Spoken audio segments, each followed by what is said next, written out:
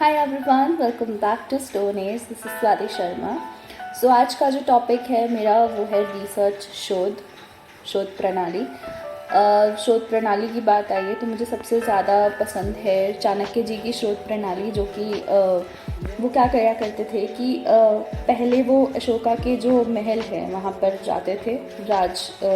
जो राज मंत्री होते हैं उसकी तरह काम करते थे। वो देखते थे कि लोगों की सोच किस तरह बदल रही है, लोगों की इच्छा प्रणालियाँ किस तरह बदल रही है, लोगों का विश्वास किस तरह बदल रहा है, उनके रहने सहने का ढंग किस तरह बदल रहा है, और अकॉर्डिंगली वो वापस आते थे अपने आश्रम में और उस पर्टिकुलर विषय के बारे में शोध किया करते थे। तो मुझे इस चीज़ से एक बात समझ में आती है कि हमें एक बैलेंस बिठाना बहुत ज़रूरी है। जितना ज़रूरी एक सोशल गैदरिंग में जाना है, ज़रूरी नहीं है कि आप उसका पार्ट रहें, ज़रूरी नहीं है कि आपको उनसे बात करनी है। बस एक गुड डिस्टेंस से उनको ऑब्ज़र्व करिए, राइट। एंड एक उतना ही ज़रूरी एकांत भी है आपके पास। जब आप घर आए, लौट कर आए, तो आपके पास एक एकांत होना ज़रूरी है जिसमें आप बैठकर अपने विचारों को समय दे सकें। हम बहुत बार देखिए, family time, friends time, social time, official time, इन सब का बहुत ज़्यादा महत्व है। और ये बोल दिया गया है कि जो इंसान है वो, या humans are the social animals, but I don't believe that. I believe कि humans are the social animal which tend to develop into a solitude individual, in which the person enjoy his or her ideas, and he or she doesn't care about the society and their opinion about their belief about themselves. तो ये जब कोई research करता है तो उसको सबसे पहली चीज़ ये ध्यान में रखनी होती है कि वो जो लोग बिलीव करते हैं उनके बारे में ना सोचे। तो जब रिसर्च की बात आती है तो मुझे ऐसे लगता है कि हम लोग अपने शोध प्रणाली पर उतना विश्वास नहीं करते जितना फिलोसोफर ने एक आइडियोलॉजी डिस्कवर की, राइट। और वो हमारे किसी आइडियोलॉजी से मिलती जुलती है, फिर नॉट हमारे बट एक संस्कृत। सो फॉर एग्जाम्पल, एक जर्मन फिलोसोफर ने एक आइडियोलॉजी को डिस्कवर किया एंड देन वो बहुत ज़्यादा एसोसिएट करती है संस्कृत फिलोसफी से। For example, I am really fascinated about the 7 chakras and 8 stages of Erik Erikson theory. दोनों बहुत सिमिलर है, बट दोनों में मुझे डिफरेंस क्या लगता है कि वो जो पर्टिकुलर थ्योरी है, एरिक एरिक्सन वाली थ्योरी जो है, वो एज लिमिटेड है। मतलब उसके अकॉर्डिंग अगर आपने एक बार आपका once the damage is done, it can not be cured according to that theory, because trust versus mistrust. अगर उस पर्टिकुलर एज में 0 to 5 के एज में अगर इंसान ने ट्रस्ट बिल्डअप कर लिया तो ठीक है, नहीं तो वो सारी उम्र मिसट्रस्ट में जिएगा। On the other hand, the meditation जो 7 चक्रा है, उसमें जो रूट चक्रा है, दैट इज विश्वास, that is guilt, that is blocked by all the negative emotions, right. तो वो आप किसी भी एज में आप अनलॉक कर सकते हो through out your experiences, through out your intellect, and how your conscious is behaving, like how you decide to behave in a particular situation that can be cured in any age. If you are in 80s, in your 60s, in your hundreds, doesn't matter, it can be cured in any age. And तो ये दोनों theories काफ़ी मिलती जुलती मुझे लगती है, and इसका बहुत एक ब्यूटीफुल इम्पैक्ट हमारे मतलब हमारे इंटेलेक्ट पे पड़ सकता है कि अब जब अपन मेडिटेशन के बारे में सोचते हैं तो there is always a hope. But if we think about the Eric Erikson's theory, I am not criticizing exactly, but ये मेरा सब्जेक्टिव ओपिनियन है कि एरिक एरिक्सन का थ्योरी हमें एक होपलेस एक बीम देता है कि अब एक बार जो डैमेज हो गया उसको वापस क्योर नहीं किया जा सकता. That's what my subjective opinion is, and you can have your own. So it's all right. After that, when I come up, when I like started brainstorming the reasons behind why we stopped referring to the manuscripts or scriptures or the Vedas or the beautiful Arthashastra, Viman Shastra, and all the Shastra which depicts the all the concepts which are scientists coming up, which are being considered by the scientists in nowadays. So those concepts were already discovered thousands of years ago, and we are discovering it now. So who is lacking behind? One more thing, that in that particular society, the best part was that nobody was rigid to his thoughts. Even I don't have to be rigid to my thoughts. Someday if I would discover that okay, Erik Erikson theory का ये भी एक मतलब है, तो I might change my belief. But अभी इस point पे मेरा ये डिस्कवरी है, मेरा ब्रेन स्टॉर्मिंग और मेरा इंटेलेक्ट अभी ये कहता है कि नहीं, मेडिटेशन वाला थ्योरी ज़्यादा बेटर है, राइट. तो उस टाइम का जो सोसाइटी था वो रिजिड था, अपने बिलीव रिजिड नहीं था टू देयर बिलीव्स, जो मुझे लग रहा था कि ऐसा होगा, क्योंकि वो लोग को हर तरह के विचार रखने की आज़ादी थी. अभी मैं एक रणवीर बराड़ का शो देख रही थी, उसमें मेंशन था कि जो उसमें right hand of God, left hand of God का जिक्र था, जो वाम मार्ग होता है और जो सात्विक मार्ग होता है. दो तरह के मार्ग होते हैं टुवर्ड्स लिबरेशन, और उसके बीच का भी एक मार्ग होता है जिसमें इंसान जो है वो किसी भी एक पर्टिकुलर थ्योरी में बिलीव नहीं, मतलब लिबरेशन में ही बिलीव नहीं करता. That is called the Charvaka philosophy, he mentioned in his video. तो ये सब चीज़ें, it is all these philosophies are already there.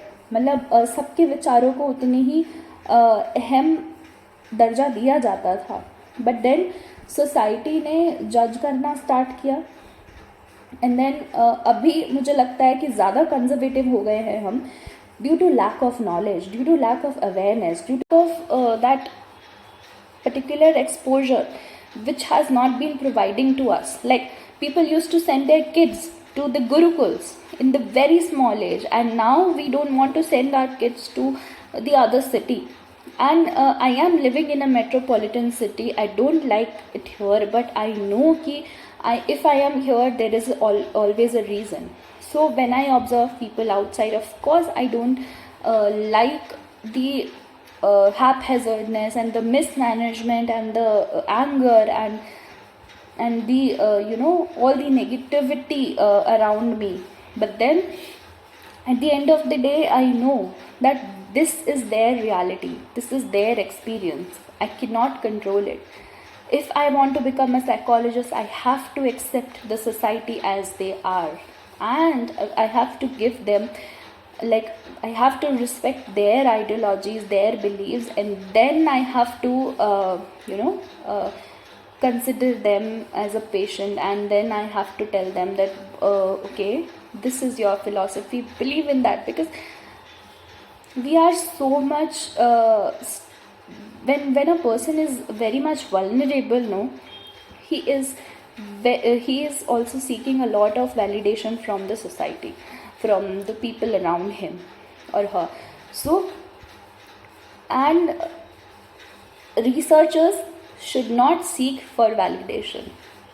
They might not get it earlier. They might not get it earlier, but later, when their philosophies and their theories will be tested and in the labs, and when it will be proven, and it might not be proven, but still your brain is storming, and आप daily कुछ ना कुछ सोच रहे हो, daily आप कुछ ना कुछ उसके बारे में देख रहे हो, डेली उसको बहुत ज़्यादा एक्सप्लोर कर रहे हो, तो आपका माइंड तो एटलीस्ट वो इंटेलेक्ट अचीव कर रहा है.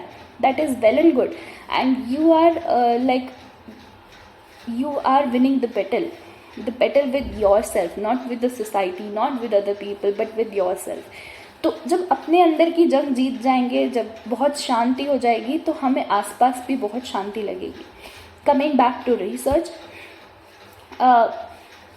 अभी जो हमारे रिसर्च का मेथड है, या जो भी हमारे रिसर्च का जो एक पैटर्न फॉलो होता है, मेरे हिसाब से there should not be any pattern. मेरे हिसाब से it should be like, it should be a very exploratory area, right. तो सबका एक सब्जेक्टिव फॉर्मेट होना चाहिए, सबका एक सब्जेक्टिव ओपिनियन होना चाहिए अबाउट एवरीथिंग. सो मेरा ये पॉइंट है कि while researching, try referring the books.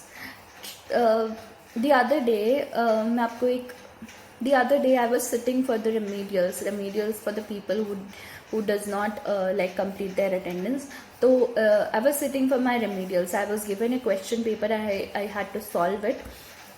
So what I had to do is that I had to refer the book rather than instead of referring my phone. So I referred like 4 books and it was very tiring for me. And I realized that we are so much addicted to this thing called internet, that we have become so lazy that we don't want to refer books, we don't want to watch good videos, because that is stressing, that is like helping our brain to grow. But we don't want that, because already we are so much stressed out due to the the patterns and norms, and that has already been made, and we are so much curious to attain that particular goal, to fit in the society, that we are lacking behind. Why this is so important to fit in a particular society, why it is so important to fit in a particular social group. Okay, this is affecting our research, our research capacity. क्योंकि क्या होता है ना, कि जब हम एक party में गए हैं, एक उसमें सोशल गैदरिंग में गए हैं, तो of course that is necessary, but then वो फिट होने वाले एक फैक्टर के लिए जो हमें एफर्ट करने पड़ रहे हैं, मे बी शायद वो आप हैं भी नहीं, because I have been that person. I had tried a lot to be that person, and but sooner or later I realized that I am not meant for this society. I might seek something else. I might I might be doing something else when I am with these people, because I am not getting anything. Like I am not, and I used to get very agitated because the ideas were not coming, and my brain was not asking question to me. So when your brain stop asking question to you, then you know that you are on a wrong path.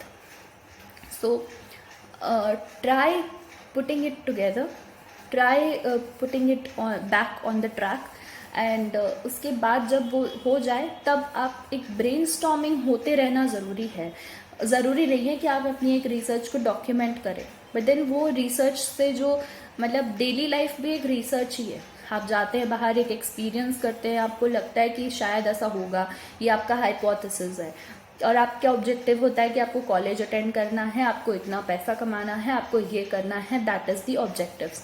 Now aim है कि हमारा दिन बहुत अच्छा जाए, but at the end of the day क्या result आता है वो मैटर करता है. That is research. अब जब वो रिसर्च आप अपनी रियल लाइफ में इम्प्लीमेंट करते हैं, that is called your achievement.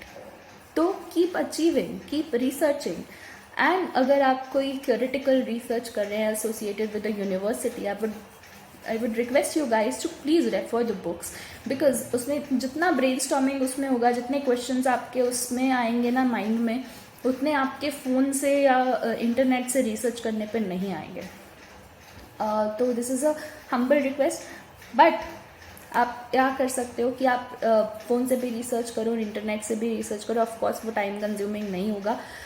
आप जो स्क्रिप्चर्स है, वेदास है, अर्थशास्त्र है, और सिर्फ ये नहीं, और भी बहुत सारी बुक्स जो भी डॉक्यूमेंटेड हुई हैं उस पर्टिकुलर सब्जेक्ट के बारे में, आप वो भी पढ़ें और फिर आप कंपेयर करें कि आपको जर्नी में किसकी मज़ा आया, क्योंकि गोल तो दोनों का एक ही है, पर शायद आपको जिस जर्नी में ज़्यादा मज़ा आएगा उसका गोल भी बहुत इंटरेस्टिंग होगा। आपको पहली बात, अगर आप फेल भी होते हैं तो आपको ख़राब नहीं लगेगा, because you have learned a lot of things through out the journey. And on the other hand, आप जो इंटरनेट से रिसर्च करेंगे, मैं उसको मैनिपुलेट नहीं करना चाहती, that is up to you. Let me know in the comment section which kind of research did you like better, and I wish you guys all the best. Thank you so much for watching this video. Have a nice day.